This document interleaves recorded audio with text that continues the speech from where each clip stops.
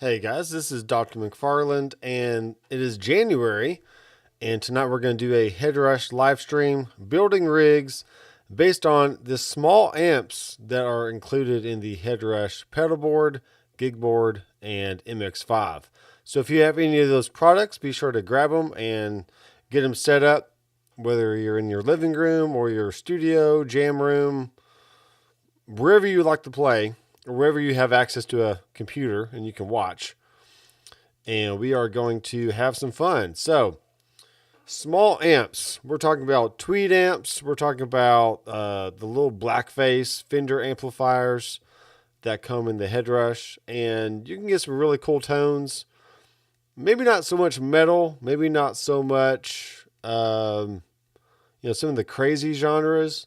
But if you're looking for some great clean tones to edge a breakup and even, Joe Walsh style, bluesy slide type, just lead tones, you can get some great, awesome sounds out of these small amps. So let's go ahead and check them out. I have the Head Rush gig board right here in front of me. It is my faithful friend on my studio desktop. I think it's just the perfect size to, access the screen. You got 4 switches across the bottom, which has really everything you need. And I'm going to go over to this other scene so you can see what I'm seeing. And so y'all come on in. Let me know your name, where you're from, and do you have a Head Rush? And which one of the amps do you actually like?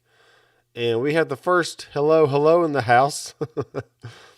Elizabeth, hey, how's it going? We haven't seen you in a few weeks. I'm glad you were able to come on and say hi. Hope everything is going fine.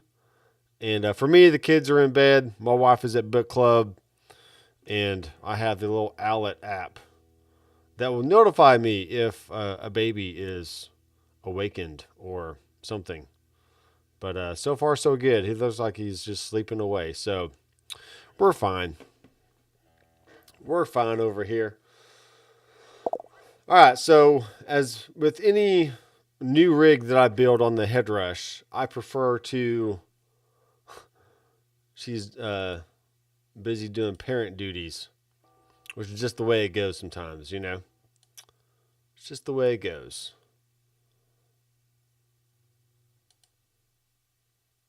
So if y'all come on in, say hi, let me know your name, where you're from, and do you have a Head Rush?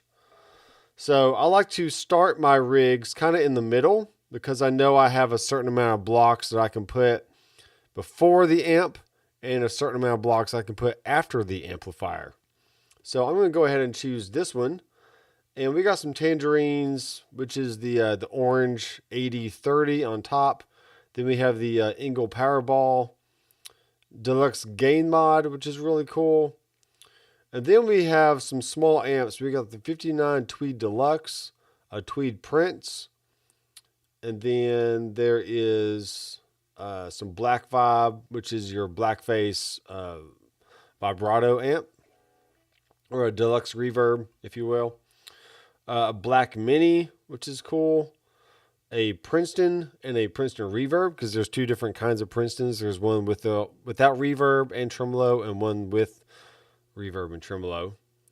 And then we got the Blackface Super Reverb, which is the larger of the amps. We're not going to really be looking at that one tonight. And that's pretty much it for like the small, like really tiny amplifiers. So let's first start off with the Tweed Deluxe. And if we look at a larger picture here, slightly larger picture, we only have 3 knobs on this amp. And back in the day, most amplifiers were more PA systems than they were actual amplifier. I mean, for guitar or bass, because you could have the ability to plug your microphone into an amp and have that be your volume on stage, or you can easily run a bass or a guitar through it and do the same thing. So you're really accomplishing the same goal here. We're just trying to get volume on stage or in the studio. And that's why this kind of amp is just doesn't have a lot of controls. So I'm going to start off with the mic volume all the way down and pretend like I'm plugging my guitar just into the instrument volume. And then we have the option to adjust the tone just a little bit. So we had hot dogs and macaroni tonight for dinner. While the wife is away, the children and husband will play. So I'll probably just leave it on this screen for a second so you can kind of see what I'm doing. I am playing my Gil Paris signature model Stratocaster. It's not really a Strat, it's an S-style guitar. We can't call it Strat because it's not a Fender. But it is a Reverend, and it has a S-style body with S-style pickups. And these are actually Fishman Fluence pickups, which means they're noiseless and you don't have to worry about hum or anything weird going on. I do have a tone knob pulled out right now, so you're getting a little bit more volume and a little bit more mid-range than you normally would. But let's go ahead and push it in so we can be super authentic about, maybe I'm in the 1950s and I'm walking into a practice room or a studio. I'm about to plug into this amplifier. So here we go. This is the tone that we have so far.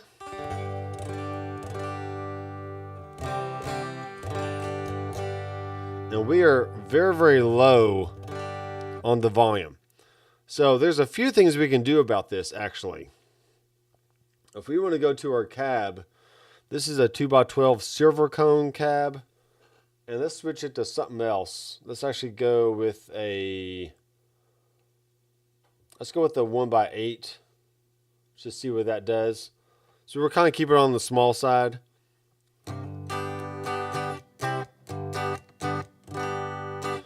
All right. Now we do have an output gain. So let's go ahead and crank that up all the way to 12 dB.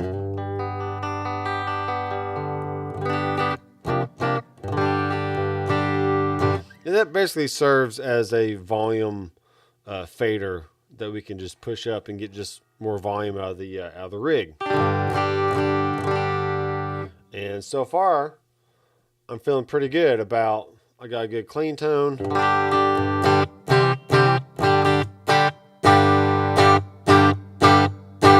Now, when I play my hardest, you can see I'm hitting about 3 bars below 0, 2 or 3. So I can stand to come up just a little bit. Let's boost it by 3 dB on the output stage. All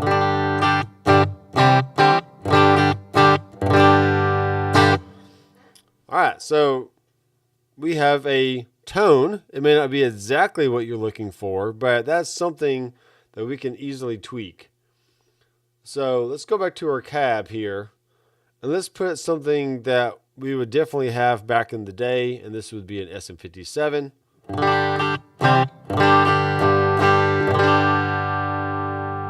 They're going to roll off a little bit low end. They are also going to have not as much top end as well. So you're going to hear more mid-range in this kind of sound.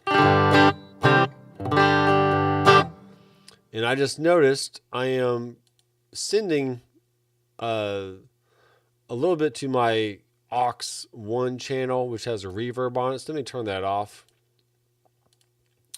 And I'm going through a brand new system as of last week. This is the Apollo X4 from Universal Audio on the desk. And then I have an Apollo X8 in the rack. And between the two, I have 8 Unison preamps. I have an extra ADAT unit from Audient plugged into the X8 in the rack, which gives me another 8 preamps. So that's a total of a 16. And then also on the back of the X8, I have 8 line inputs, which I can run any line device into, whether that's piano, some kind of modeler. I can run the 4 channels of my electronic drums back here, which is the F-Note 5 kit, and just plenty of inputs to do what I really need and keep things plugged in all the time. So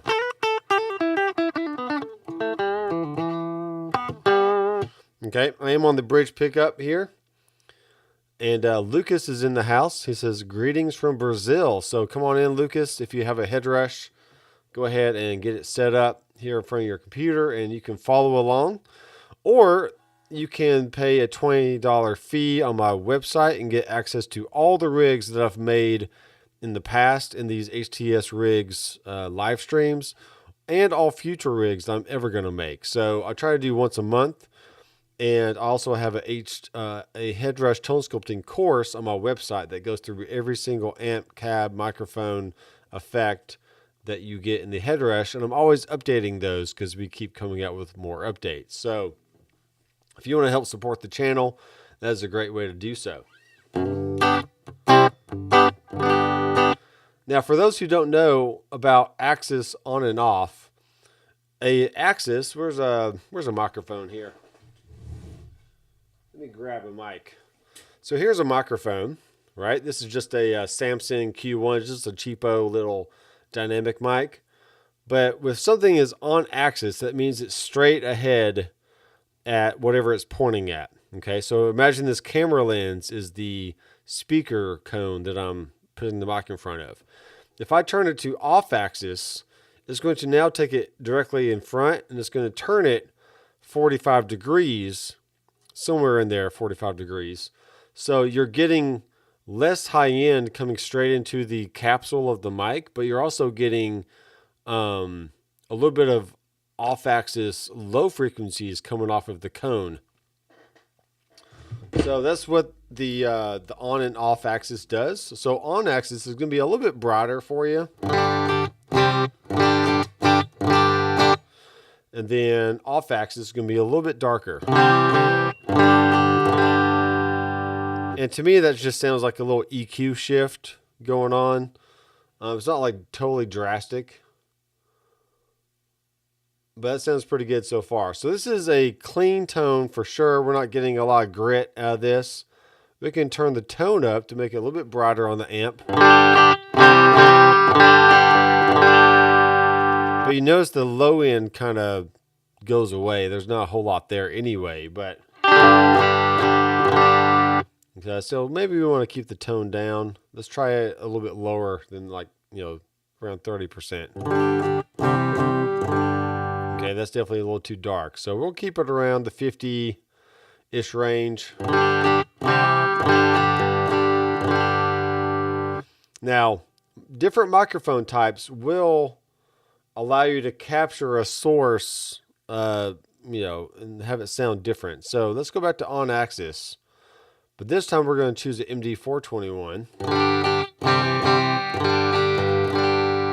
And that has a little bit more of a scoop sound to it. A little more, a little brighter, a little more low end. Versus the SM57 here. It's more mid-rangey, has a little more honk to it. Back to MT421. So I kind of like that.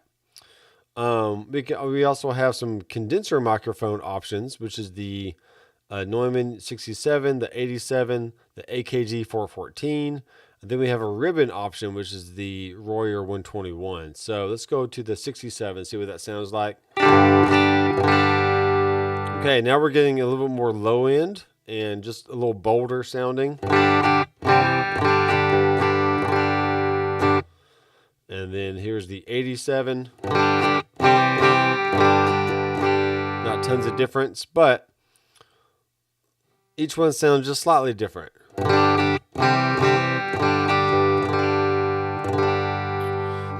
Usually condenser microphones capture the widest amount of frequencies. So they're going to go a little bit lower and they're going to go a little bit higher than your typical dynamic microphone. And then we have the ribbon mic, which is going to be the darkest sounding. But you're also going to get a lot more low end as well. So with that said, I kind of like the 121 on this small cab. And then we can actually probably go back to our amp and turn up the tone just a little bit.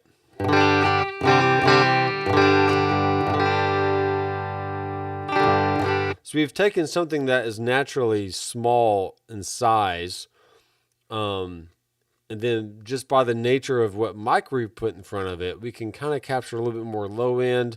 use maybe some proximity effect, depending on how close that mic actually is to the speaker cab. Headrush doesn't really tell us how far away these things were mic'd when they were modeled, or just what the modeling is. I'm not in that aspect. So now let's experiment by bringing the volume up by 10%. So here's 30 from where it was at 20. Okay, so now we're getting a little bit bigger, a little bolder sounding.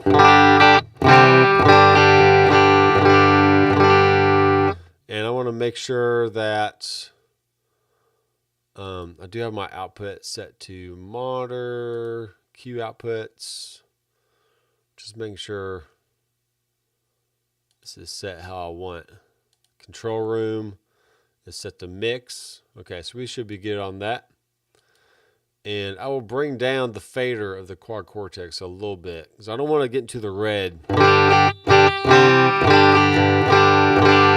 on my Ecamm Live sound levels, because I've learned that the higher my volumes, the more prone to getting like some weird artifacts during streaming. So I'm trying to keep the audio quality nice and clean.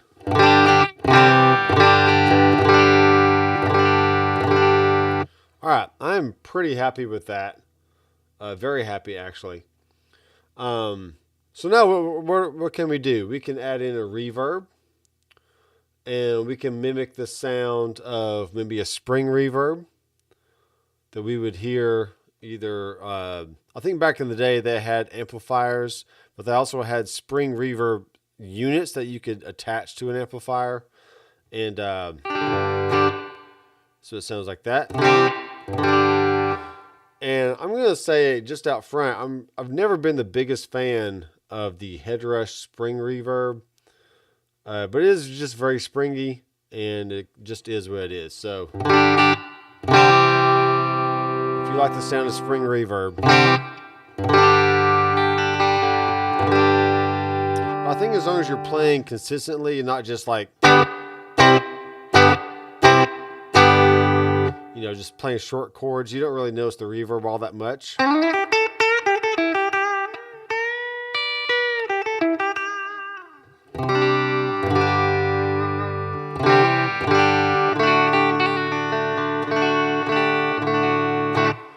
right, I'm going to do something I thought about earlier today that I'm pretty sure I've never done before. I'm going to try and bring in the same amp.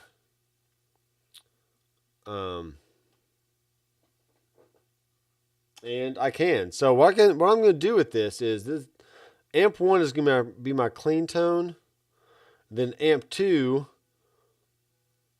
is going to be my dirty tone of the same amp. So this is going to give me some options to just to get different sounds. And we'll bring up the tone a little bit. But we're going to keep the same cab, okay? And a feature that we introduced in the last update is the ability to have, let's see, I'll put the spring reverb there. And then I'll go toggle. And then we'll edit the scene. So now we have two scenes on the same switch. And that's going to allow us to go back and forth between these two different amps. So on scene 1, we're going to choose amp on. And then amp 2 is going to be off. The cab is going to be no change. The spring reverb is going to be no change. Which basically means regardless of what scene I'm going to, if the other effects are set to no change, then they're literally not going to change. Okay? I've been making Headrush videos for a very long time now, probably about 4 or 5 years. And it seems like forever. And that's just a cool feature that we've always had on the Headrush, is that no change option. So you can really have a lot of flexibility with these scenes. And the ability to have one switch be a scene, but the other switches be just basic stomps if you want them to be, okay? All right, so we're going to hit the plus symbol. That's going to add in a scene number 2. Then we're going to hit that one. you can see now that everything that we've had on in the first scene is now off in the second scene. So they basically toggled everything for us, which is great. So amp 1 is off now, and then amp 2 is on, and we still have the cab set to no change and the spring reverb set to no change.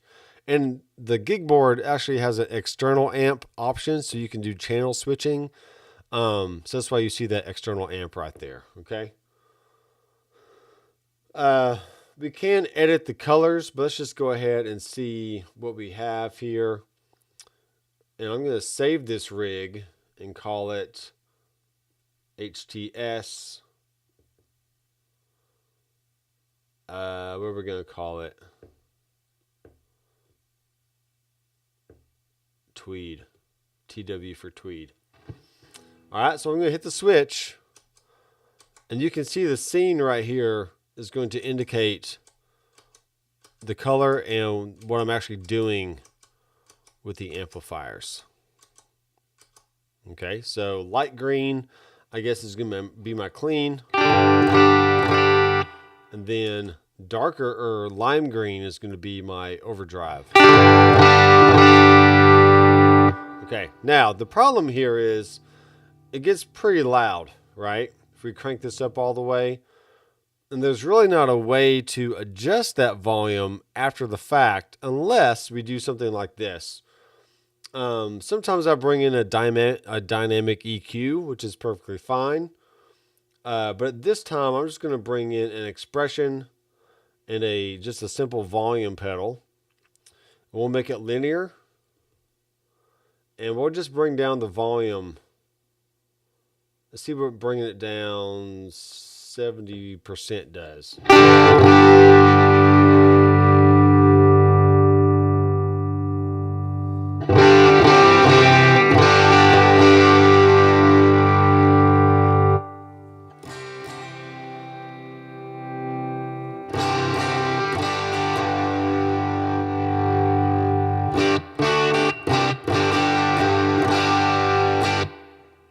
All right, so we can keep adjusting that volume there.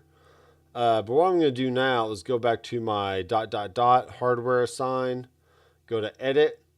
And on the second scene, I'm going to make sure the volume is on. But on the first scene, the volume needs to be off. So that way I can adjust my volume however I want.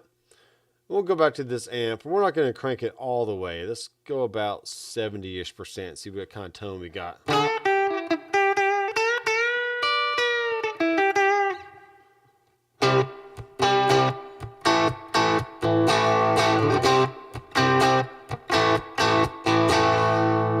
Okay, so I feel like this is about the kind of tone we would get back in the 50s. Nothing too drastic. I'm going to go back to my hardware assign and edit. And click on the name area. We're going to call this amp XY. Something like that. And then we'll save it. Okay, cool. Then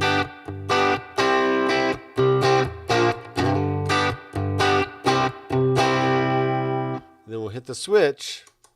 It's going to swap over to my clean amp, which is a little bit louder.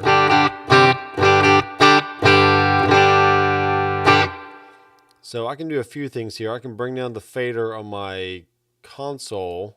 So I want to make sure I'm not hitting the red there. And then on this one, so we're a little bit compressed. And I have the volume pedal set to non-linear, so it's off. Let's bring up the volume to like 75 or so. So we could experiment as well with the graphic EQ, which also has a volume boost or cut up to 6 dB.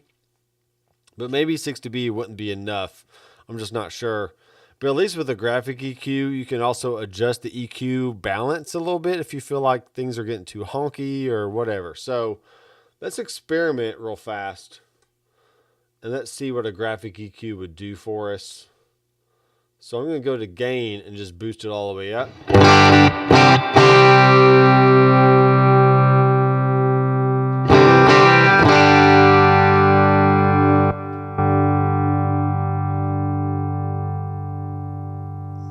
We're pretty loud.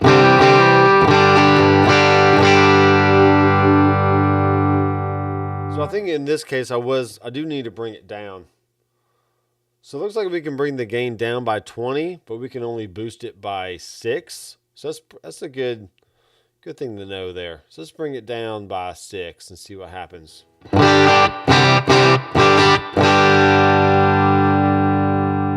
little bit less.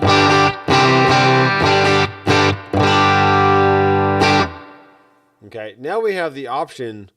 We can adjust them EQ just a little bit. So let's bring down some low mids.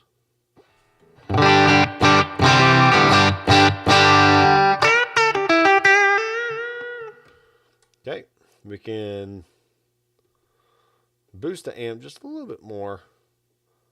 Actually, let's keep it at 70 because then we can have the option to actually add in an overdrive pedal. Maybe that's a tube screamer or a white boost or just something to boost the front end.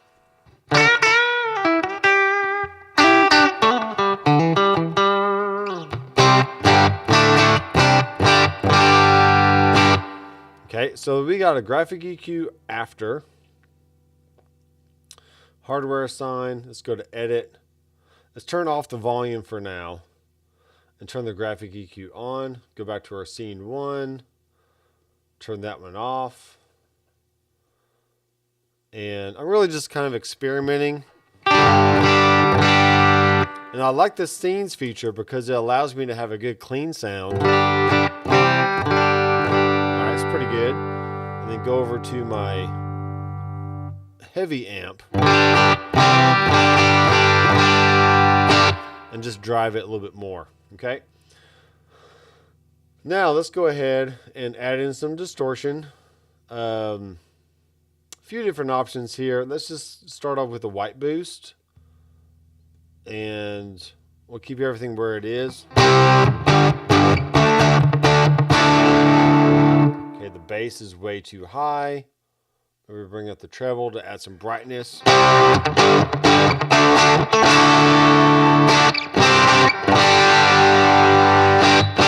All right, let me grab my slide.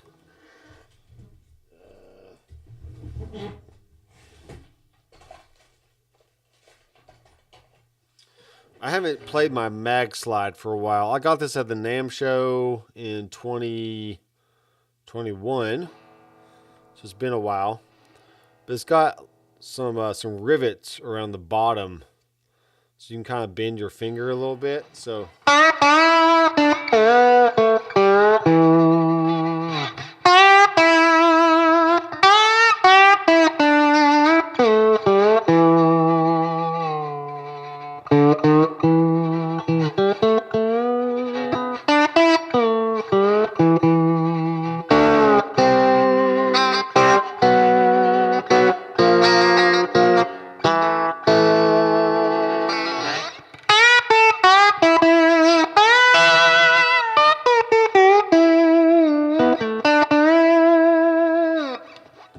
So what I'm doing here is I'm basically using my fingers to mute certain strings, and I'm plucking with my index finger the string that I want to play the melody on. So.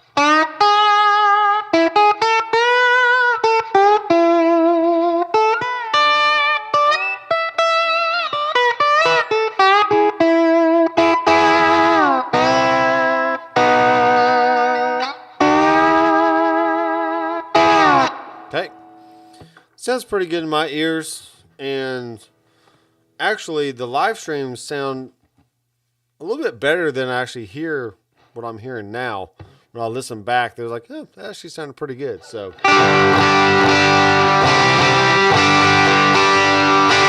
okay, so there's a little kick if you want it. A little kick in the pants. Let's bring the gain all the way down. So that's not too bad. And we'll actually go to hardware assign, and we're going to add that to switch number 2. Okay. So now we have, let's forego the the volume pedal. It's a cool idea, but I think I like the graphic EQ a little bit better. Let's bring these amps over here and bring the cab over there. Something like that. So then we got 2 extra blocks. We can put a flange or a phase or something if we wanted to. Or we got 3 blocks here. We could add in a delay, tremolo, anything else we'd want, right? So let's actually do that. Let's bring in some trim, which I'm a big fan of. Big fan. Ooh,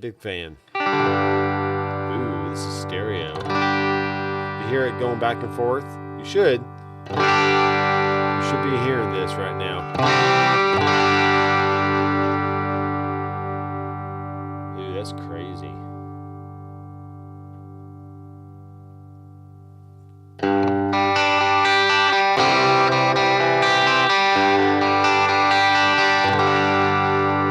Not sure if I like it that much. So when I set the phase to 180 degrees on here, it makes it where it's swirling back and forth. Then 100 or 360, which is back down the middle. If it goes slightly off,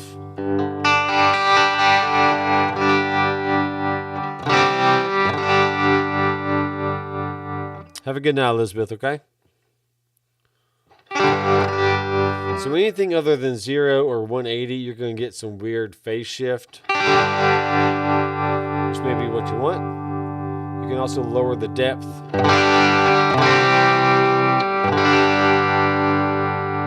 It's kind of neat. I like how that sounds. Okay, we'll go ahead and save that. Back in the day, they didn't have any kind of crazy delays going on, but they did have tape echo for sure. So we can see what happens if we have a slap. And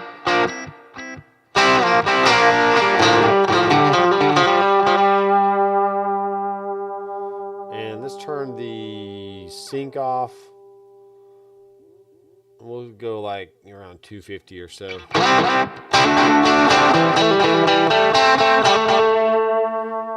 Turn the mix down, maybe turn the feedback up just a little bit. Cool.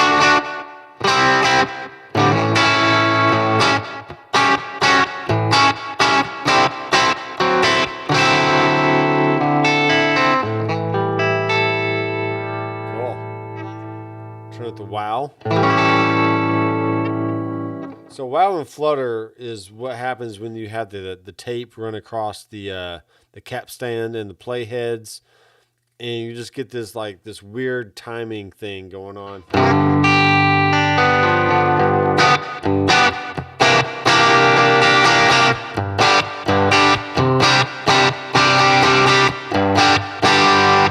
Okay.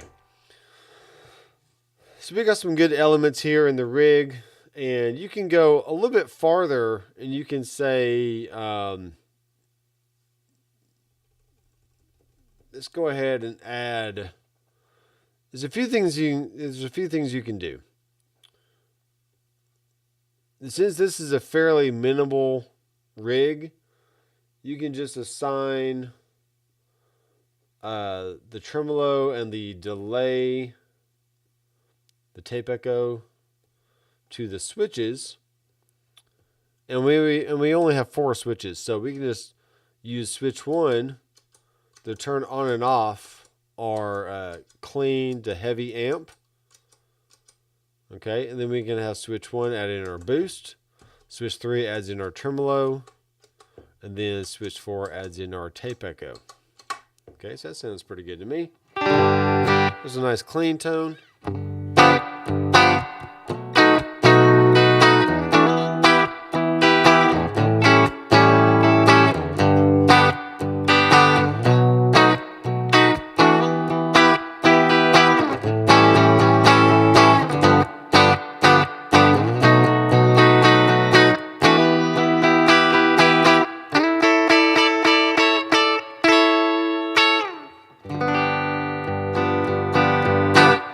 So if you're into the classic rock sound, not the 70s and 80s, but 50s and 60s style rock and roll. I think this would be a good rig for you.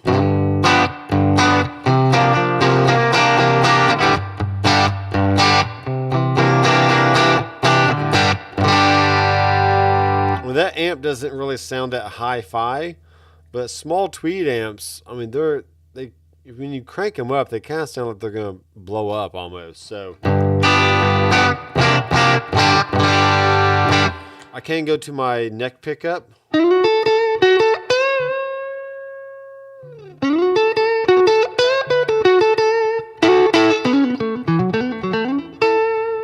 So they do provide a nice segue from clean to light crunch, edge of breakup kind of tones.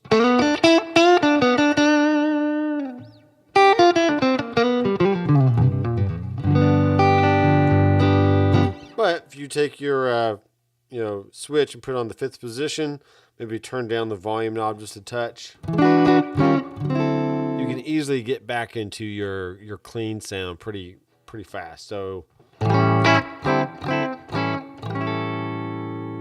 also the louder you play, the less gain you're going to hear as well.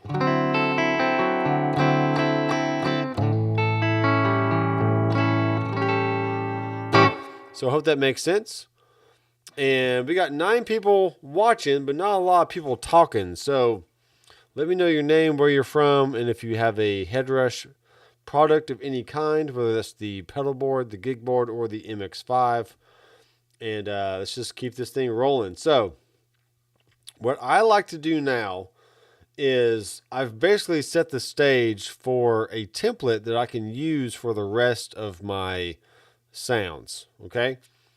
So what we're going to do is hit save, and then save new rig.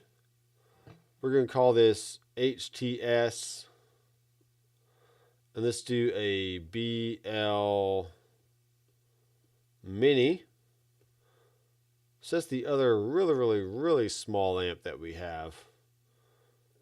And you can see it right there. We got the Black Mini. And this actually has vibrato built into the amp. So we can probably get rid of our tremolo pedal and just replace it with the tremolo that comes from the amp, which is really cool. And then click on this one.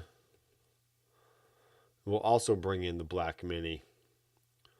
So this will help us have 2 different sounds. What's cool about this is my channel switching, or my scenes, are already set up, and I can just go back and forth between the 2 amps that I bring in. Now, I can easily go in and I can store whatever setting I want as a preset, and that's perfectly fine. And then within these hardware assigned blocks, you see we have 2 different squares in here. We have the on or off or no change state, but the block below that is a preset block, and you can actually store your favorite settings and then just swap between those 2 settings via scenes. But what happens when you change between really any kind of preset within its own block, you're reinstantiating the block, and it's going to introduce a small gap in the sound, which I'm not a fan of. But as long as you switch between 2 different amp blocks, or 2 different reverb blocks, or 2 different delay blocks, and so on, I don't think with overdrives is that big of a deal, but amps and delays and reverbs, you can definitely notice it the most. And so that's why I just prefer having 2. I'll forego, sacrificing some amp blocks here, or some effect blocks, and just have 2 different amps that I can go between. And I feel like that does save me. See, right now I only have 3 blocks open, which is fine. But as long as I get a good core sound from the amp, bringing in a little dirt, some phase, flange, maybe a wall pedal if you want to. You don't need tons of stuff. Not every rig has to be a kitchen sink rig, which means, you have to have every element in the rig in order to play like 10 different songs. And sometimes it's just not possible. So,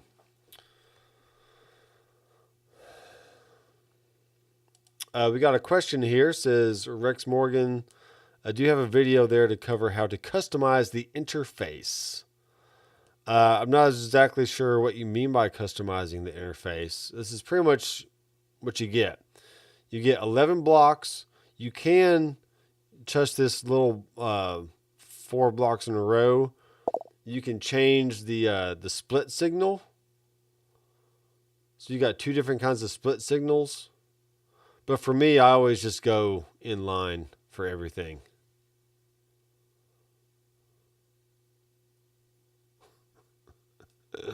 Andrew Collins is in the house. That's why I like the Helix. Why do you like the Helix, Andrew?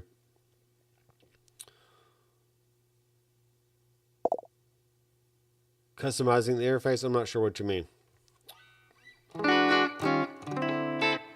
Oh, maybe you're talking about snapshots. So on the Helix, you have snapshots, and you can literally, make a little white line on any parameter, and you can smoothly go from like a low gain sound to a high gain sound, and it just switches per snapshot, whatever setting you have it at. So every unit is, every unit can do similar things. It's just a matter of how you get there. So, but really on the Helix, you got the same kind of issue. I mean, I would still have 2 amp blocks. And if I want to go from a Fender style amp to a Mesa Boogie, you can't really do that with snapshots. You really do have to have 2 different amp blocks in there.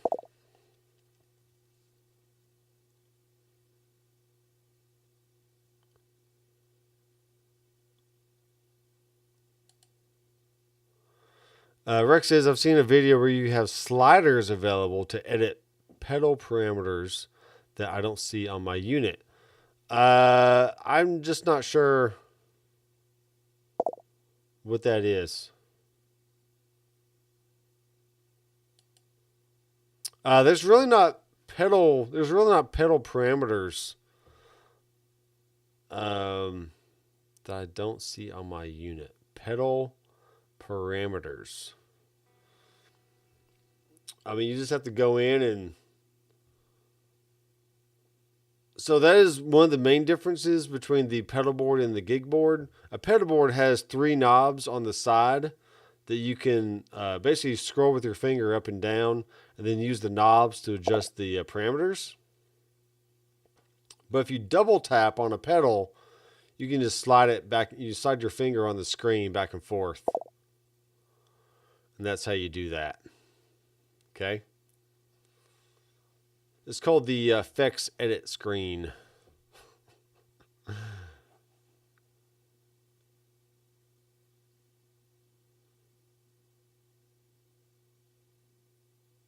Andrew says there's no delay when switching between presets.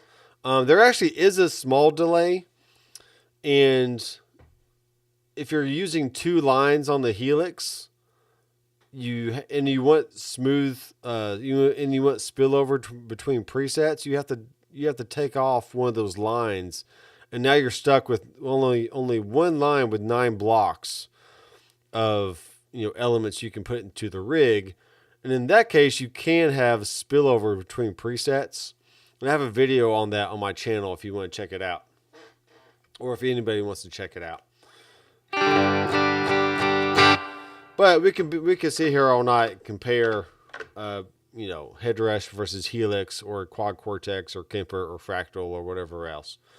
But for now, I am building rigs about the headrush, because that is my main unit, and this is the one I've been using for 5 years, and it really just sounds really good. So, all right, so here's a clean tone with the Black Mini, and we do have a separate treble and bass. So let's bring up the bass and see what we got. Turn it all the way up.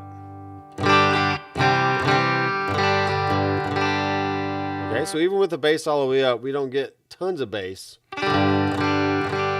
which is fine. We can adjust the treble down a little bit.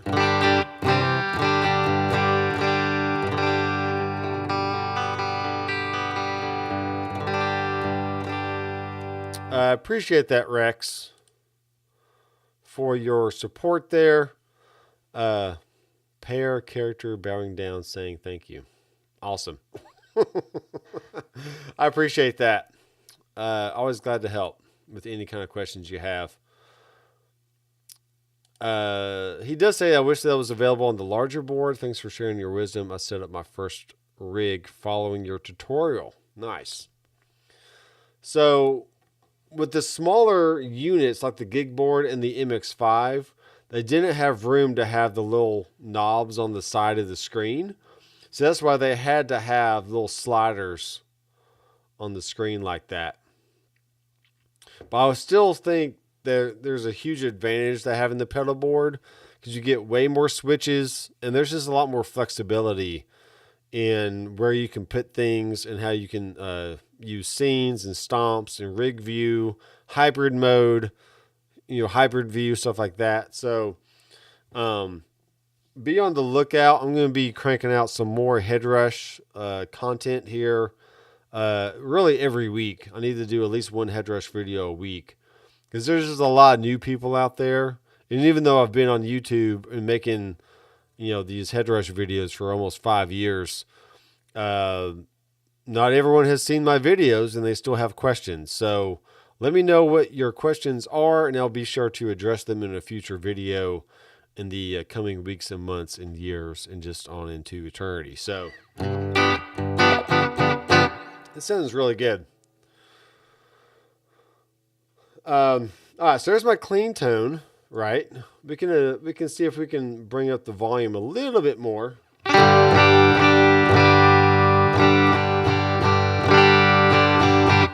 All right, so the Black Mini, this actually has a little bit more headroom than the Tweed Deluxe did. So I'm able to bring up the volume more and still have it stay clean, which is great. And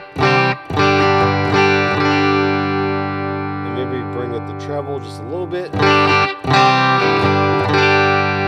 And now we have an arrow down here, which means there's a second page. And that's how we get to the intensity of the tremolo and they call it vibrato, which it is what it is. They were backwards back then when they came out with all these amps. Then there's a sync on and off, which means if you have it off, it's on milliseconds. And if you have it on, you can adjust it via subdivisions, whether that's quarter notes, eighth notes, sixteenths, dotted eighths, stuff like that. So check it out now. If I turn on the vibrato and turn up the intensity.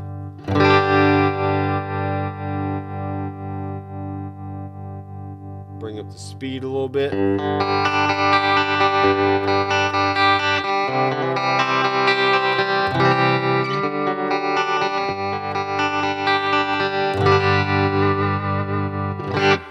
Okay, I like it just a little bit faster than that.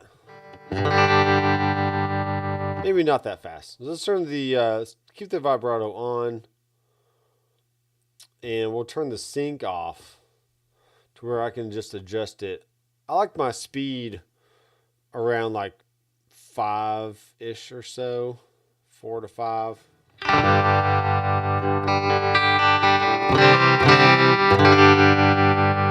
Ooh, that's nice. So this is going to be cool. I'm going to take off this tremolo here. And I'm going to switch it out with amp 1 and then vibrato.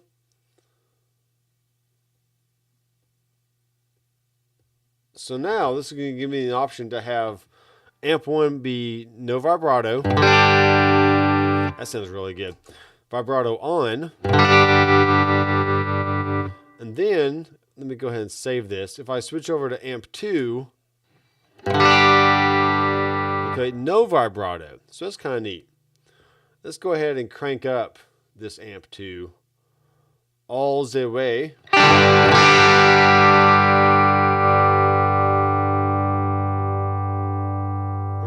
bring down the treble a bit.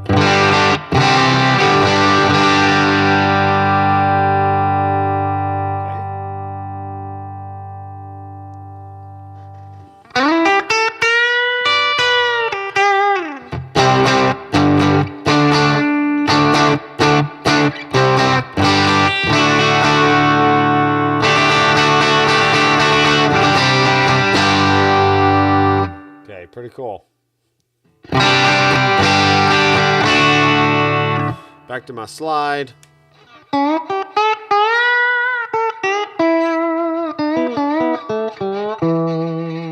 Okay, go to the neck pickup.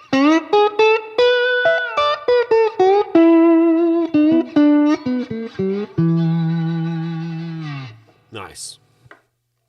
I like that. Let's go ahead and crank it all the way up.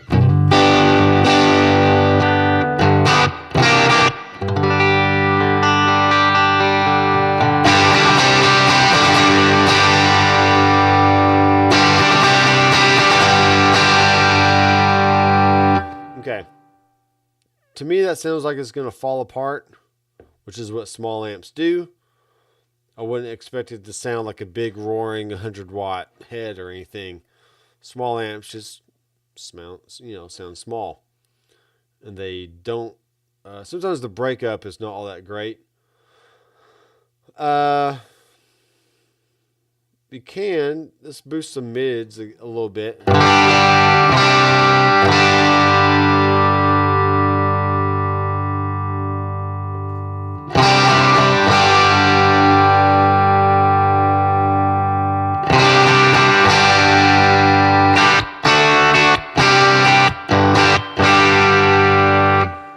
Okay, let's turn on our white boost.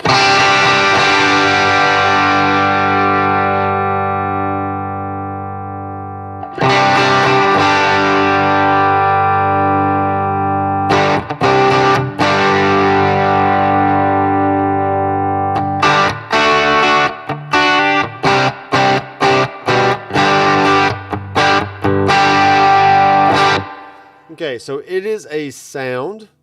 You can change the sound whatever you want. And it's really hard just sitting here creating tones without really a context of, maybe if you're playing in a band or if you're trying to find a sound that you want to record with. Just it all kind of depends on what you're doing. But I might record some slide guitar tonight. Who knows?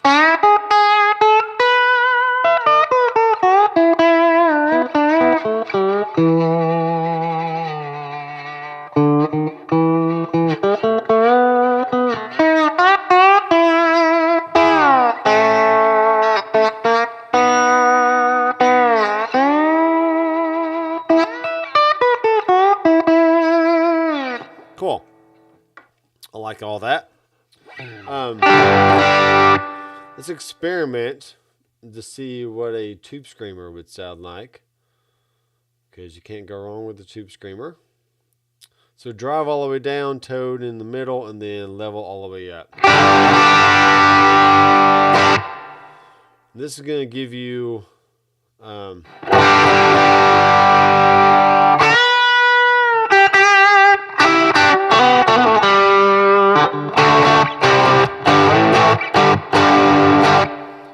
okay, let's go ahead and turn the drive up.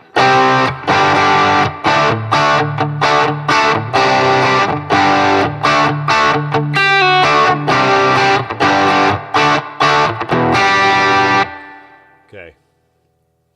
I am fine with that. We can go back to our other amp.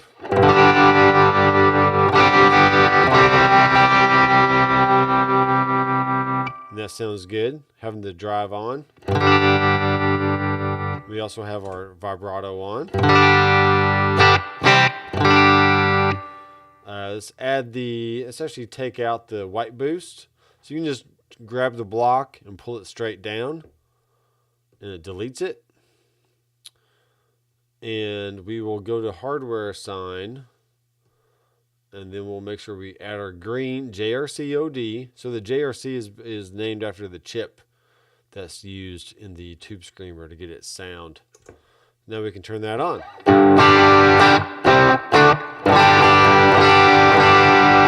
Let me know how my voice is sounding.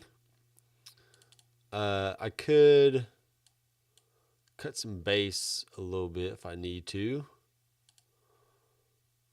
My live stream the other night, I felt like my guitar sounded good, but my voice was a little boomy. I can thin it out a whole lot, like that, maybe. Check, check, 1, 2, check, check.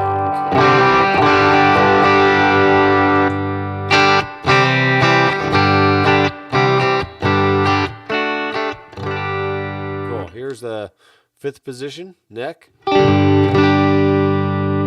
Beautiful neck sound.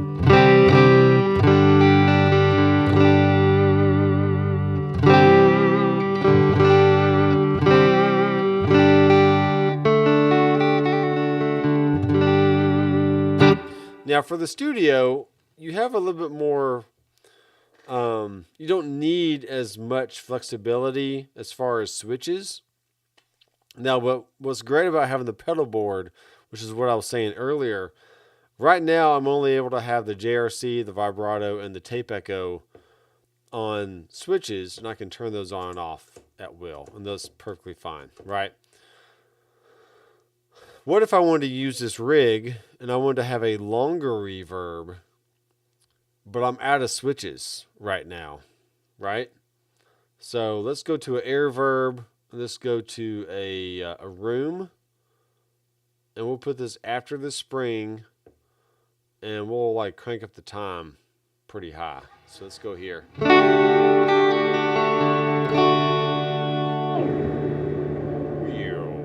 Go to mix, bring the mix down. So that sounds really nice, doesn't it?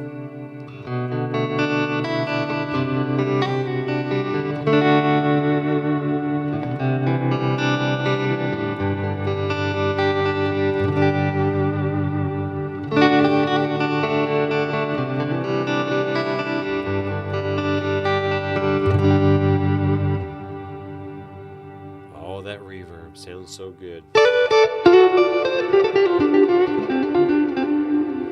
Okay, we can also go over to the heavier sound.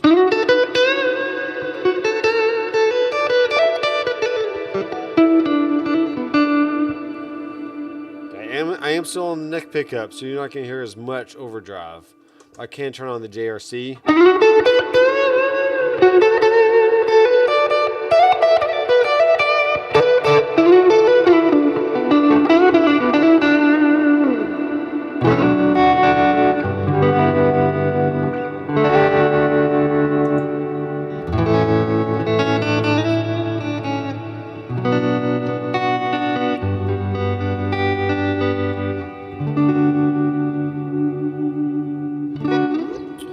Aaron Short is in the house, and he says, QC forever. I do sound like Mark Knopfler. That's right. That is right.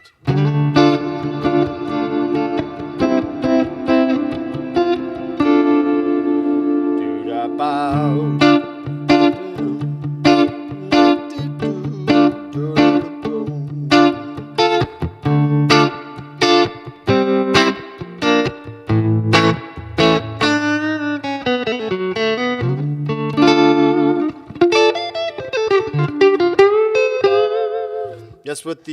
That's what the old S-style guitar will do for you. Instant Mark Knopfler vibes going on.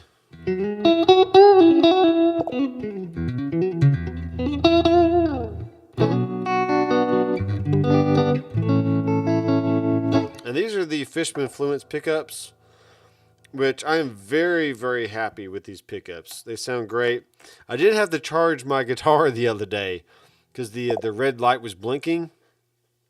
So I just plugged it into my little, you can see that, my little cable over here, and just let it charge for a few hours. And I'm good for another 350 hours of playtime with this sucker. So...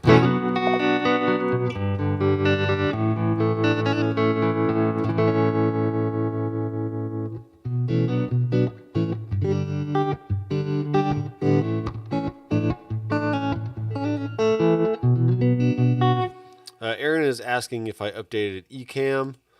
I actually updated it at work, even though I don't technically use Ecamm at work. But I am about to update it here after I'm done with this stream, so I'll check that out a little bit later.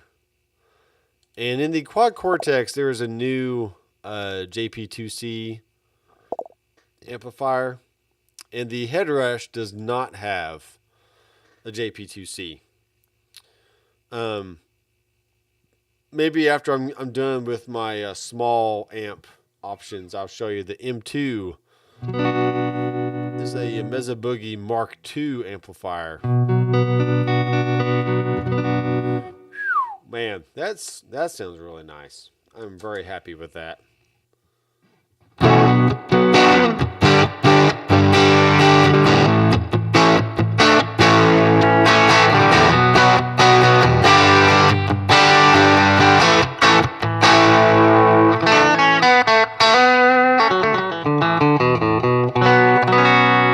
Let me show you what it sounds like if you put a slightly heavier overdrive in front of this. Actually, let's do a black op, and we'll make it red just for fun. And we will turn the cutoff up to 50-60% range, which on a Proco Rat pedal, that filter knob is a low pass filter that all the way counterclockwise is the brightest it can sound, and then as you roll it up, it rolls off the high end. So that's why I turn the cutoff to about 60%.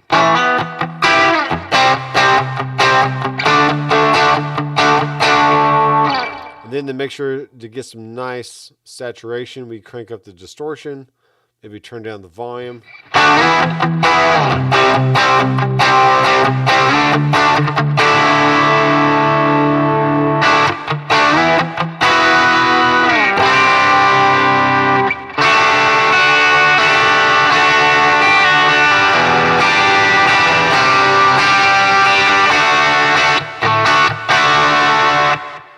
Back to the clean amp.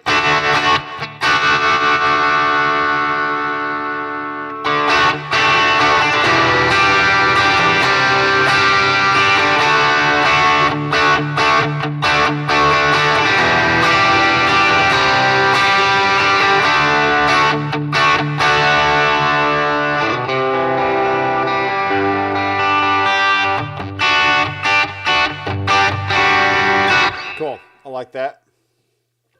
If you have the bigger pedal board, you can assign these extra things to your switches there if you want. All right, that's the Black Mini, and that sounds really good. Let's move on to our Save New Rig, HTS PR for Prince. PRton, whatever. I'll rename it later if I want to. On the clean side, we're going to go to, there's a Black Prince and a Black Princeton Reverb. Which one do I want? Let's just do the reverb version. Turn the bass back down. Notice the settings right here all start with whatever the preset is set at. So you can either change the model or you can change the preset. If I go in and change the preset here to a Black Prince Reverb, let me do this. Let me change it to something drastic. Okay, go back to preset, Black Prince and Reverb. Now you can see both of them change, right? But if you change the model but keep the same preset, whatever volume and parameters you had set within that preset, just changing the model is not going to actually change the settings. It's going to keep the same preset. So you might want to change the presets versus just changing the model. It's really up to you, but that does allow you to store your own presets. So within this window right here, if you hit save on the main screen, it's just saving the rig. That's all that's doing. If you double tap on any block, now you're in the edit screen for that block. And when you press save, it says cancel, save new preset, or you can save the current preset. So if you happen to find some settings that you really like, you can store those as your own personal preset and then just start with that setting whenever you want. Okay.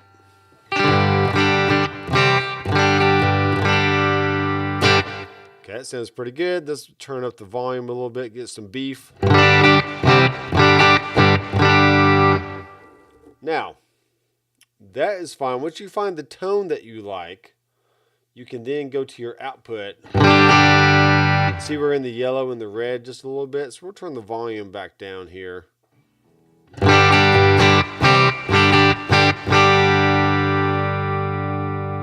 Like so.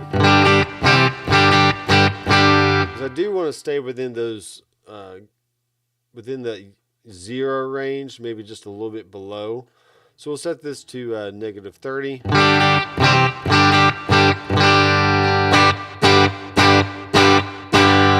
And even though I'm chunking on the strings really hard, that compression that the amp gives you, even in digital form, amps are going to compress the more you hit them. And then when you back off and play light, there you go. So you just have a nice even tone there. Now for this Princeton, we're going to have some fun. On my second amp here, let's go in, and that's just for Aaron's sake. We're going to hit preset. We're going to go down to the Mark II amplifier from Mesa Boogie. Jump on the boogie. Okay? So with no settings touched, this is what the sound we have. Okay, not too bad. We want to keep the drive kind of down, maybe keep the volume, the master volume down. And we can adjust the treble, maybe bring up the presence.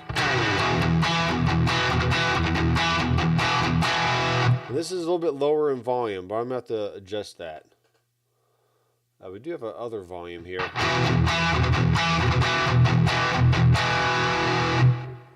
Okay. Since the graphic EQ is in here and is helping us out, we're going to bring up the gain of this graphic EQ.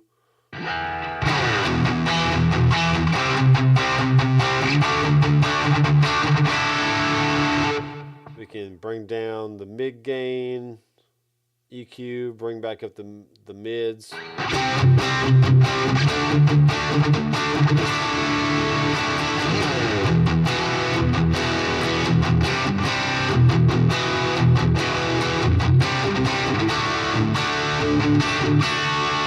Swap back and forth. Okay, so that's drastically lower, right? So let's just go and bring this gain back up.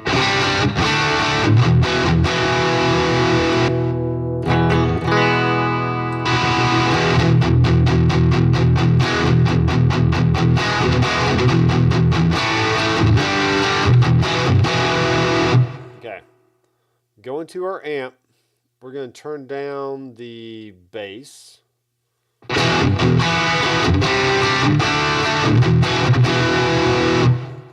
We will go to our tube screamer and to drive down, volume up, and we'll go ahead and turn that on.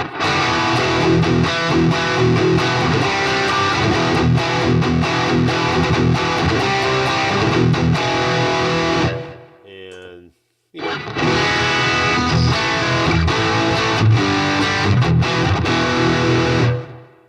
maybe go to our drive and turn it down even more.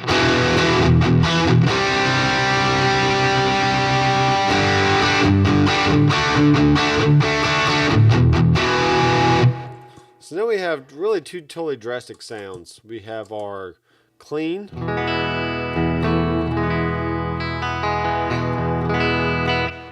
and then go to our heavy. Okay, and we can choose to turn up the mix on this delay.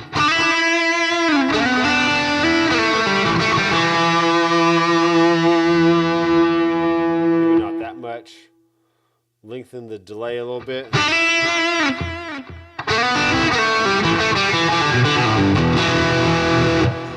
All right, so let's say we have our clean sound with no tape echo. So we're going to go in and adjust our hardware sign on this one. So amp 1 is on, amp 2 is off. The graphic EQ is off. The tape echo is going to be off. Tremolo is going to be off. We can really have no change on the reverbs because that sounds pretty good to me. Tube Screamer is going to be off. Okay? And Black Off is also going to be off. Preset 2,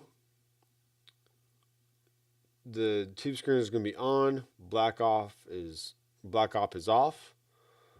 Our tremolo is off. Our tape echo is on. And the reverbs can stay on. Graphic EQ is on. And there we go.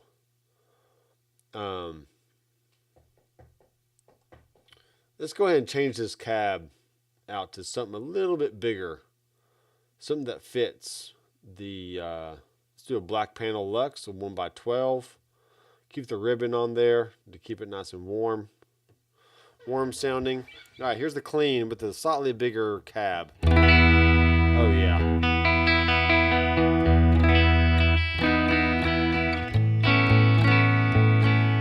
So that sounds really nice. So now we can actually turn down the bass a little bit. And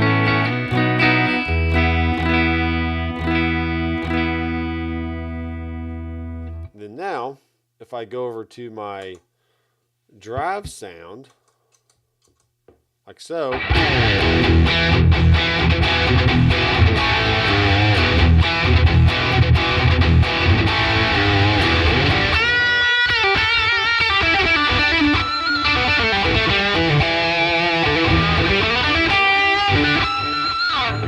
Big squeals. Let's take it out. Take out the Black Op.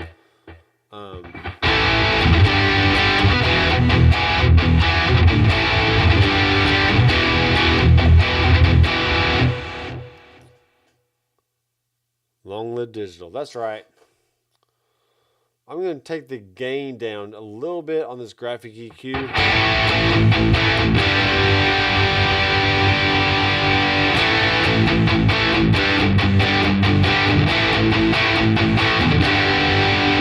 So I'm adjusting according to what I hear in my headphones here. If I were playing through a power amp and physical cab, you know, maybe it might be different, but, you know, it is what it is. We will take out a little bit of low mid, not tons.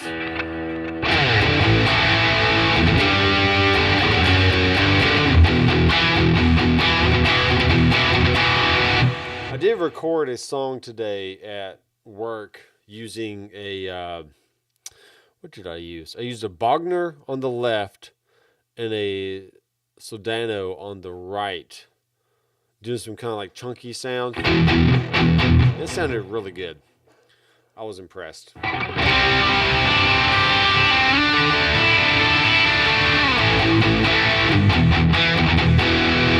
And for your information, Aaron, the file I sent you was recorded with a head rush. So I just wanted to check and see if you could guess what Mahler I was using.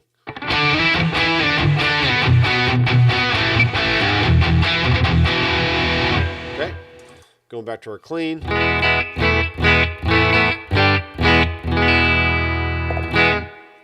I kind of like the extra reverb on there for the clean sound. For this one, let's get rid of the spring reverb. And we're going to have some fun here. So let's add in another reverb. And we'll do a hall for reverb number 2. And let's turn that one off. And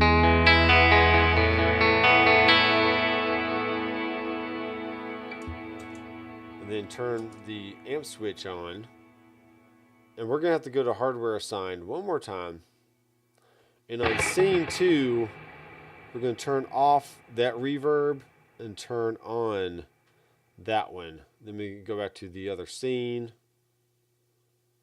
Scene 1. That one's on. And that one's off. Okay. And actually, I need to add the amp vibrato back on there. All right, there we go. So we really got 2 different sounds here with one flip of a switch.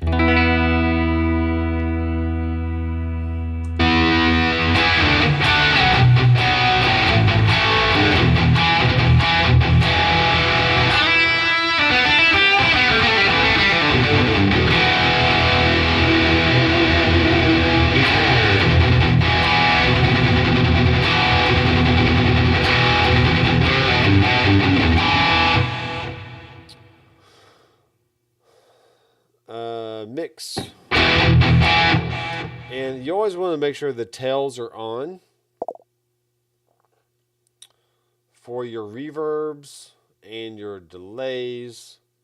So that way when they're bypassed, the effect keeps going and you have the nice smooth spillover. So here's back to our clean.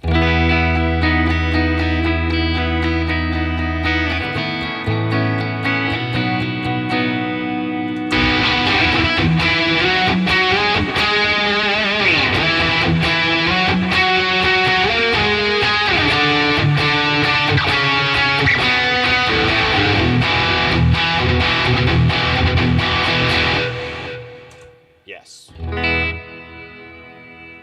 Sounds really nice. Let's maybe turn down the time a little bit.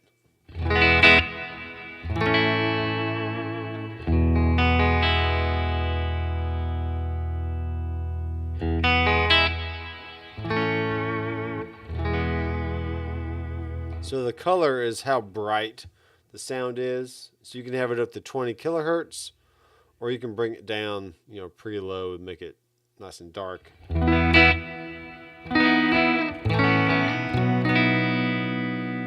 Okay. That's another great rig. I like that one. We have Francis in the house from the Padded Pedal Room. So hello, Francis. Welcome to the live stream tonight. And let's go back up to Andrew Collins here. I missed his stream. His comment. How often does Headrush update the software? When I owned one, it didn't seem very often. Well, the 2.5 was just released back in December, I think.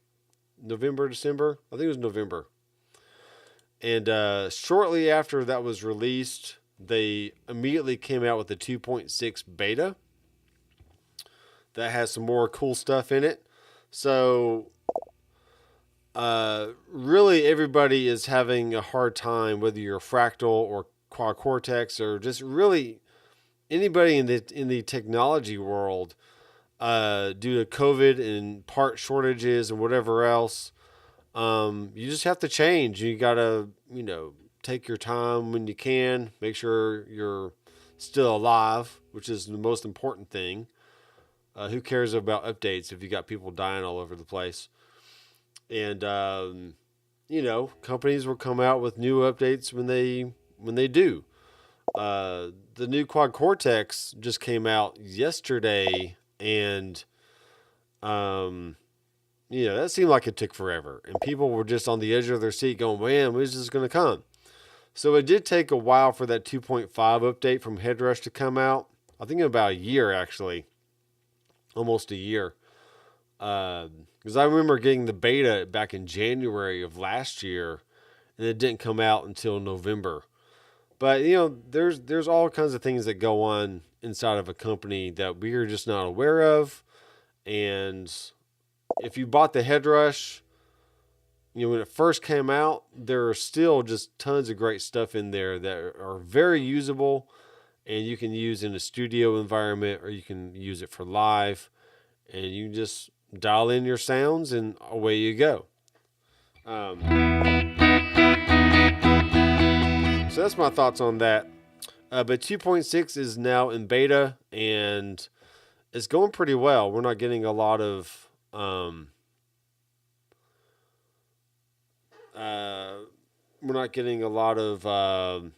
bug fixes or anything. So 2.6 should be out pretty soon, I would think.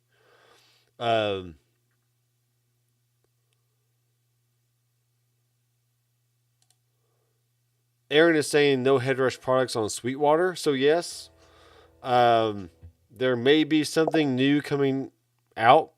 Maybe.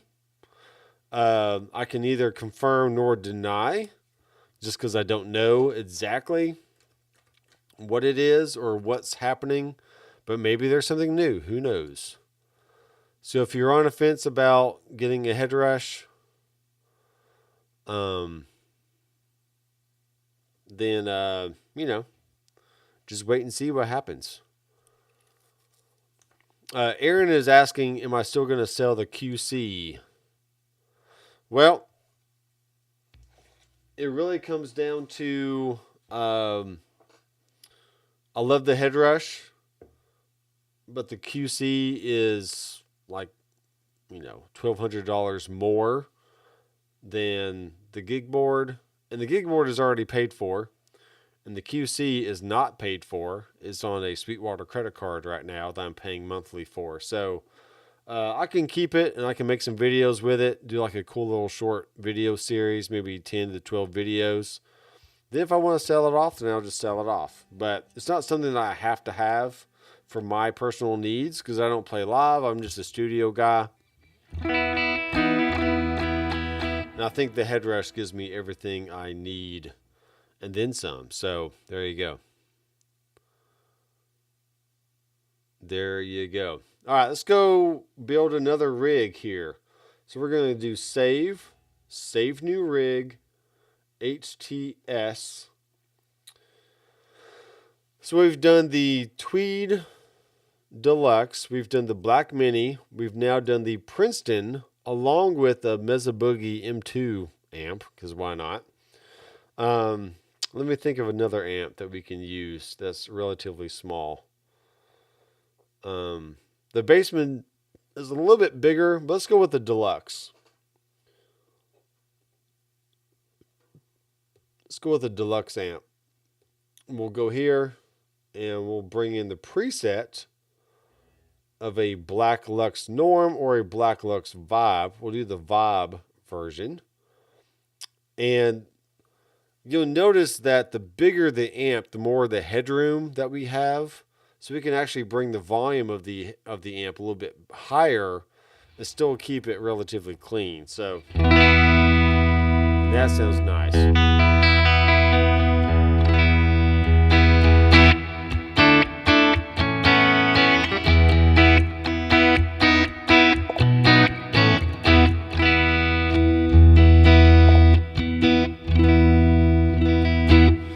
Okay, I feel like the volume of that is a little loud. So we'll go to a rig volume and bring it down a little bit. So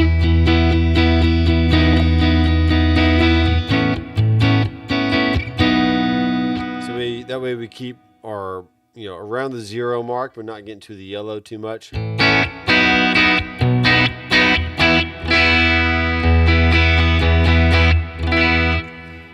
Sorry, let me take down this comment here. I should have sound effects turned off for all the little bleeps that I hear when we get a new comment, but you don't hear it on the stream.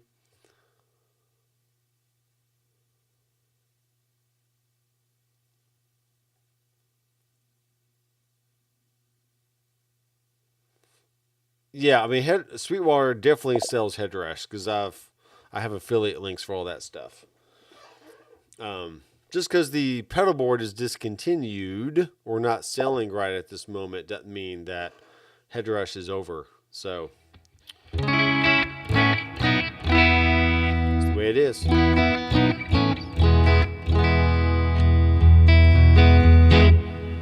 So far, between the headrush and the Quad Cortex, I definitely prefer the headrush.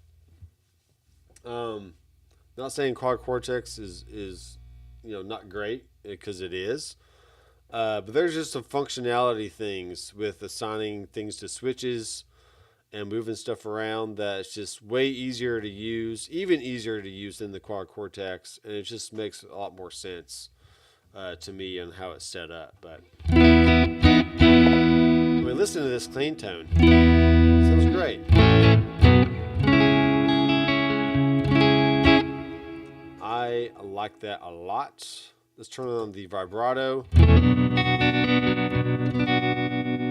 So what's cool about that is, even though the other amp was a Princeton reverb and I had the vibrato block assigned to the switch, or the vibrato effect assigned to the switch, I now changed to a different amp and the same vibrato is assigned to the same switch. I don't think you can do that with the quad cortex, or at least not yet. I'm not saying QC is bad or head rush is better. It's just that's a cool little thoughtful feature that's great. Go to the intensity.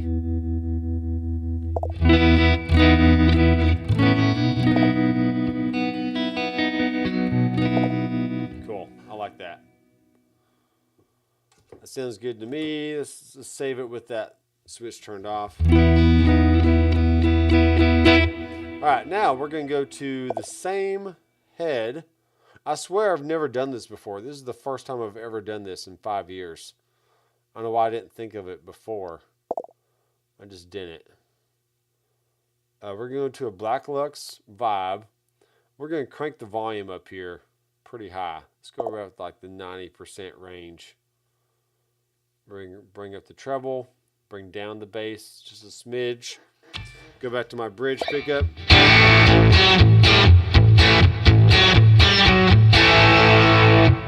Make sure that graphic EQ is on. And we'll turn down the gain just a bit on that graphic EQ.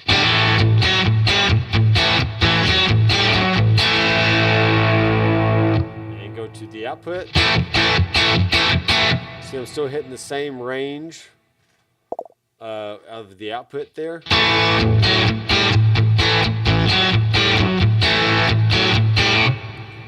Okay, this zero out our EQ settings here, because we're not dealing with the Mesa Boogie anymore.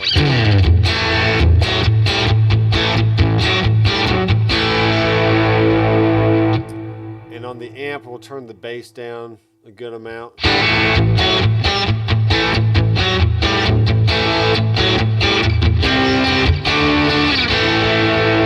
Let's go back to my slide.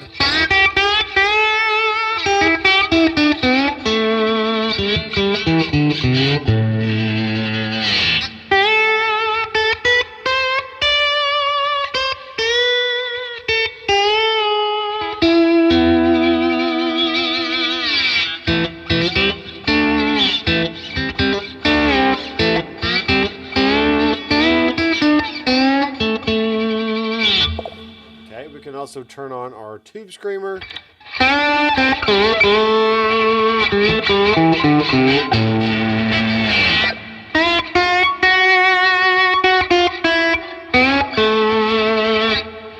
Great. Very cool stuff. So you can see with our scene switch here, we got scene 1, which is our nice clean sound. And then scene 2 on the same switch is our lead sound, or our dirtier sound.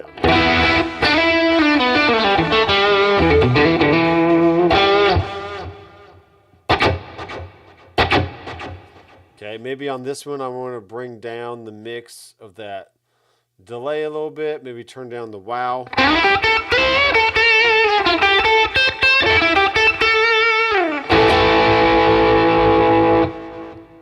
Cool, that sounds good. Maybe bring down the mix of the reverb just a bit, but also lengthen it.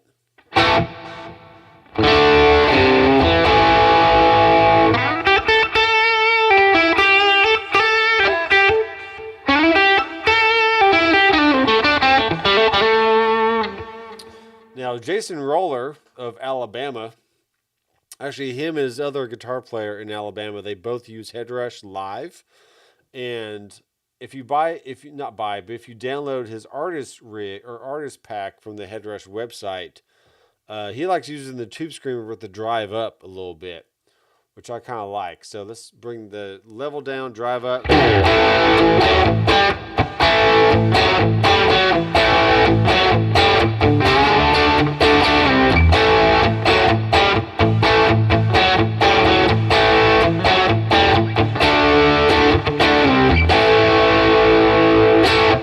And tube screamers and Fender amps just go like hand in hand, like a glove.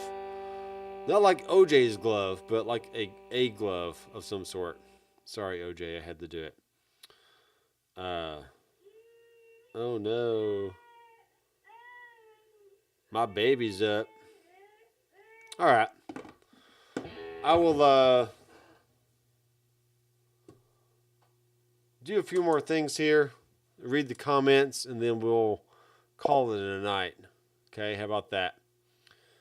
So we catch up on the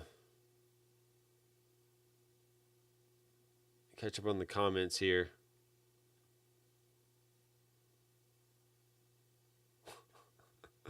I think Aaron's giving Andrew a little grief.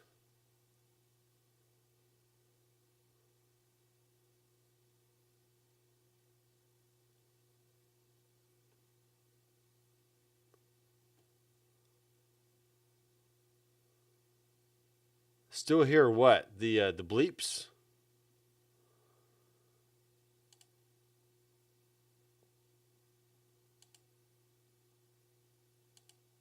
I'm pretty sure I have the sound effects in the movie muted. Or something. We hear them, Doc. Maybe you're talking about the bleeps of the comments, maybe. Andrew was thinking about buying the HX Effects. And Aaron's like, no, don't do it. I have an HX Effects, and it's pretty good. That's right, it was a tube amp. Only now, right at... It was tube amp. Aaron is now a believer in digital. He's going to sell off all his amps. And, you tune real fast. And only have digital stuff. Because when you're in New York and you have to drive, have to ride in subway cars and train stations, you just can't carry around tube amps with you. You have to have a good digital solution, I think. So Francis says he picked up the Supro Delta King 10, which I have a Delta King 12 here in my studio, and I love it. It sounds great. It sounds really good.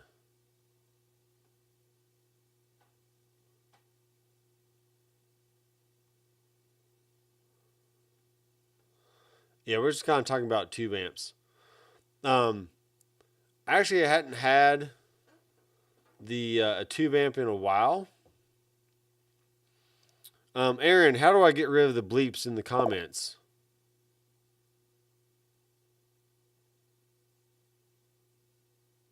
Music matters. A nice play on words there. Yeah, Super amps are great. I like Super amps.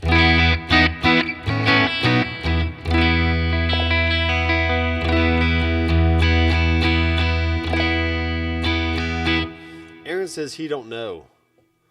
He doesn't know how to get rid of bleeps.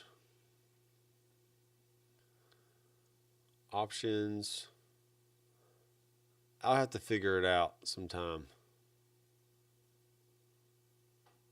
Overlays, preferences, sound effects.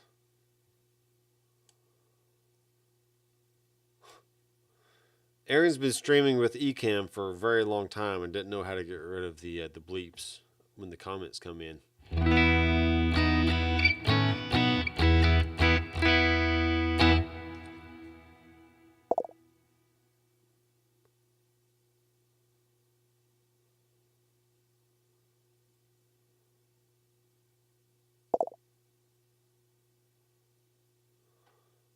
echo cancellation.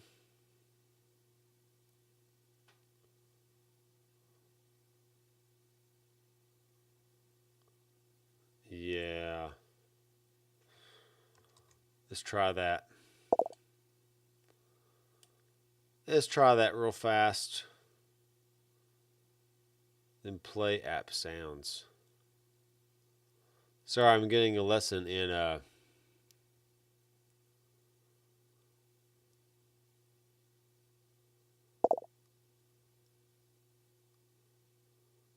enable echo cancellation for external speakers. Automatically mute microphone and guest audio during playback. That's not it.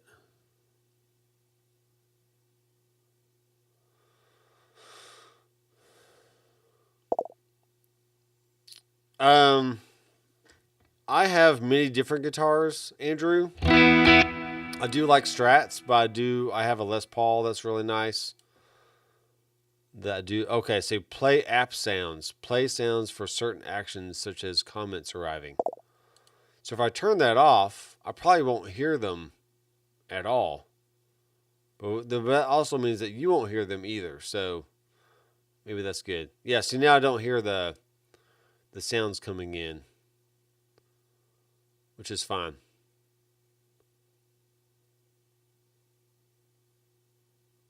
Turn off the app sounds. Yep. Show program window while in other apps.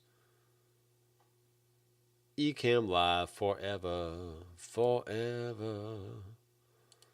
So good. All right. Aaron's very thankful that I finally turned off the little bleeps when you guys make a comment. So, Andrew, let me, this is a Gil Paris signature model, which is great. I love it. Let me grab my Les Paul, okay? Y'all talk amongst yourselves. Talk amongst yourselves. Put it on the tuner mode here.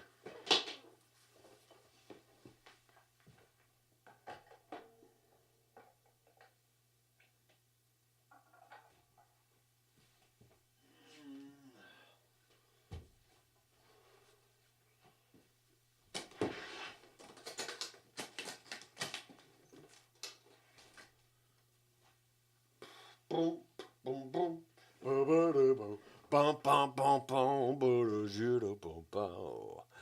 Oh yeah, hello. Hello there.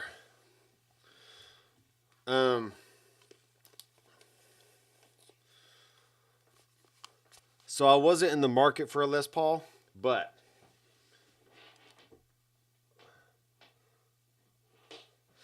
I saw this on Reverb, and I saw the top that it had, and I was like, "Oh my goodness, that might be the one for me." Let me tune it real fast. I feel like my chair needs to be higher. I think I need a different chair. Or either that, or my camera needs to be pointed down just a touch. But after this, let me check on my baby.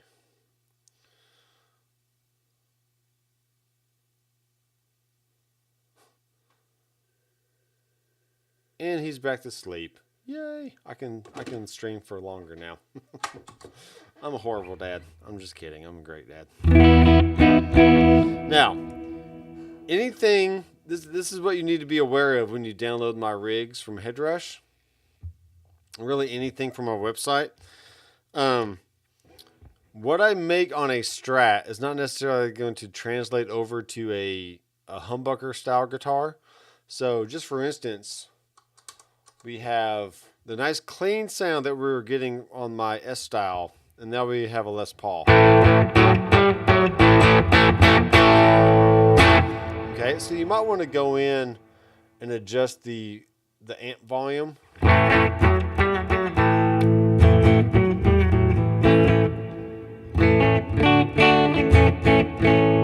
You know, or you can keep it the same and just deal with the extra little bit of bit of grit going on.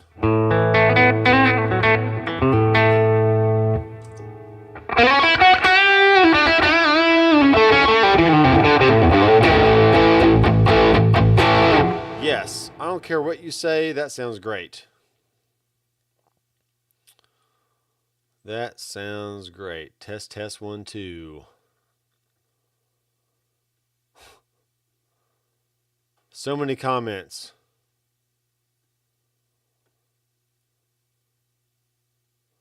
I am showing off. Yeah, so Aaron has a great YouTube channel. Also, the Francis from the Paddle Pedal Room, he has a cool YouTube channel as well. So I encourage you to go subscribe to their channels. But Aaron has a Quad Cortex, and he happens to have a JP2C amplifiers that he shot out, or he did a comparison video. So we're going to check that out after the stream and, see how that video turned out. So do you enjoy playing live with that sound, like through a PA? You don't miss the amp. I don't know, you tell me. Would you miss an amp if you sound like this?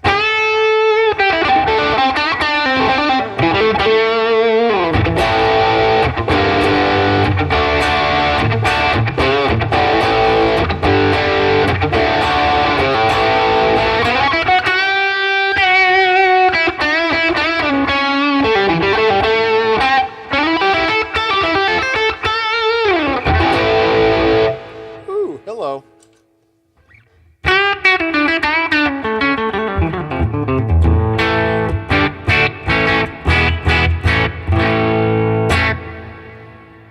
Okay, I'm going to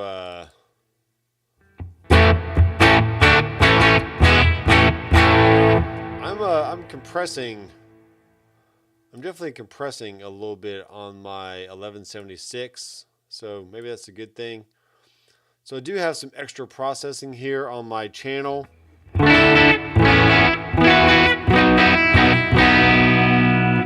So this means I could probably turn this down a touch.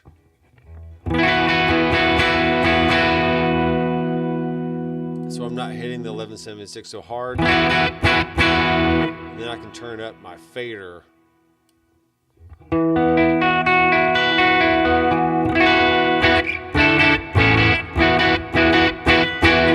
So it's really only going to compress when I palm mute.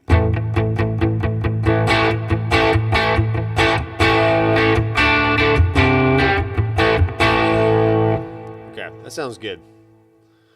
That sounds really good.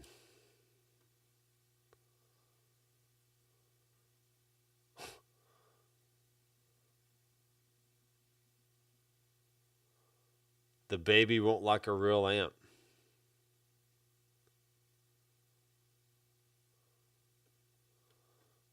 Wait a second. Wait a second. Well, my kids are in a different... I'm in the garage, and my kids are in the house, so... They're not going to hear me anyway. But yes. You need to keep the amps turned down at night while people are trying to sleep. Tuning one more time here. Let's have even more fun, and let's go to a slightly bigger amp now. HTS M30, which is a matchless DC 30.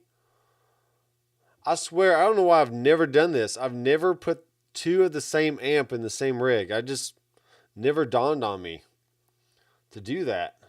But I'm doing it from now on, and it's going to be great. Let's see. MS30. Okay, so here's my sound with the MS30.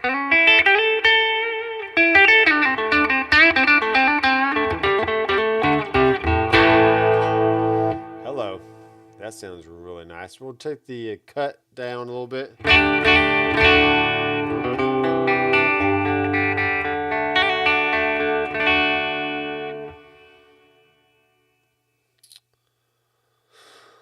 Buck Norris is in the house. Buck Norris. Have you heard any stories of the head rushes being unavailable and breaking down? Unreliable and breaking down? If you stay in a forum or a chat room on Facebook for long enough, there's always going to be people saying, "Hey, my head rush broke," or this or that. But I've had this gig board for at least 3 years now. I had my head rush for about 5 years, and the MX5 for about a year and a half. They all are just working flawlessly and moving right along with no issues. So I think there was a small run at the beginning that there were some weird issues going on with some of the devices, but it's very, very small. And the loudest people oftentimes in a chat are the ones that have the issues. If you don't have an issue, then most of the time you're not going to speak up and say, "Hey, my head rush has been working great." So that's just kind of how that works. But you're always going to hear something being unreliable. Just no matter what the product, right? If you're on the Helix Facebook group for long enough, you're going to see guys saying, "Hey, my head rush works, or my Helix works great. It can do this and that." Then you got other guys chiming in saying, "Yeah, but my expression pedal quit working, or my switch broke, or something just strange happens," right?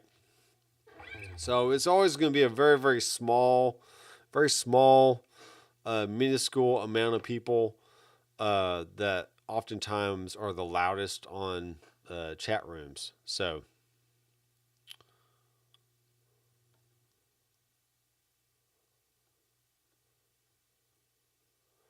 Andrew Collins says, "I think the earlier ones that were built were having a lot of problems. When I owned mine, never had any problems." See, there you go. So he never had any problems with it, which is great, which is what you want. So okay,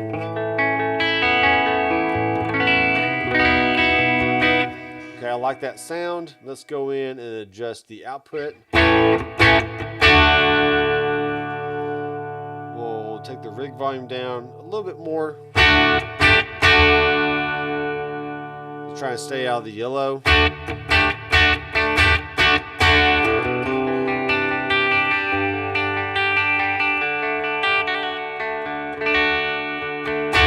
So this is giving us a good contrast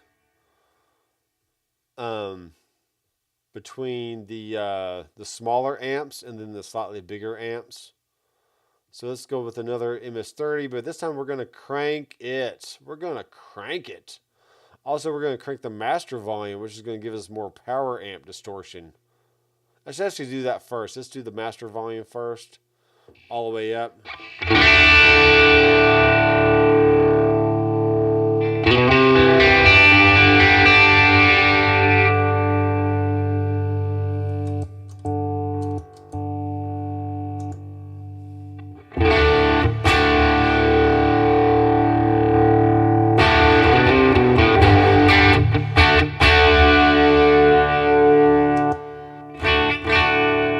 Clean.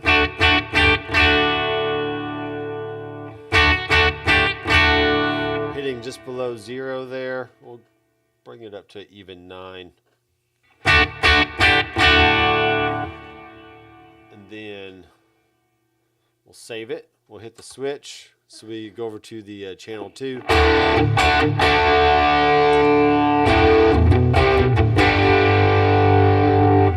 Let's go to our hardware sign and edit our scene. So we'll keep the green JRC at no change, and we'll keep the graphic EQ on. How about that?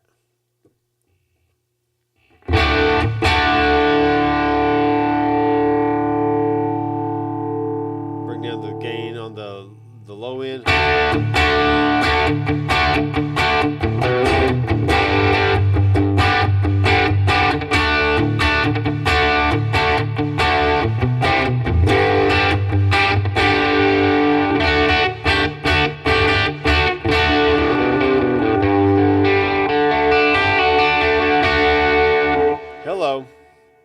If I was playing live, I know what I'd be using this weekend.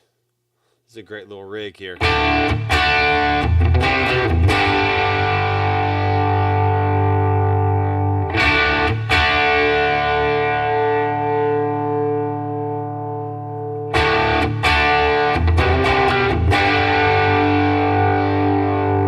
Okay, turn on my tube screamer.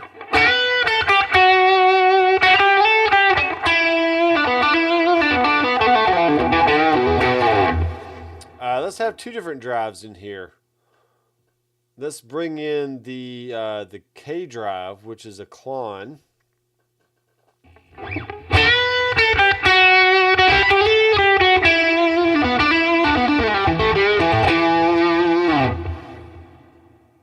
hear a little bit of aliasing going on, but that can happen with some digital stuff. So.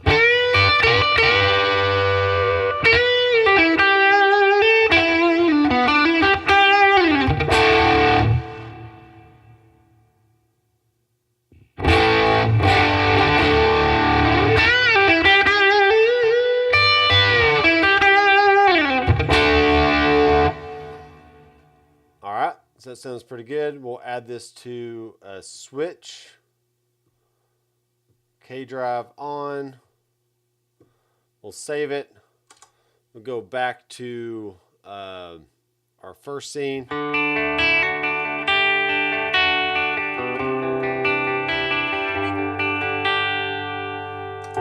Scene 2.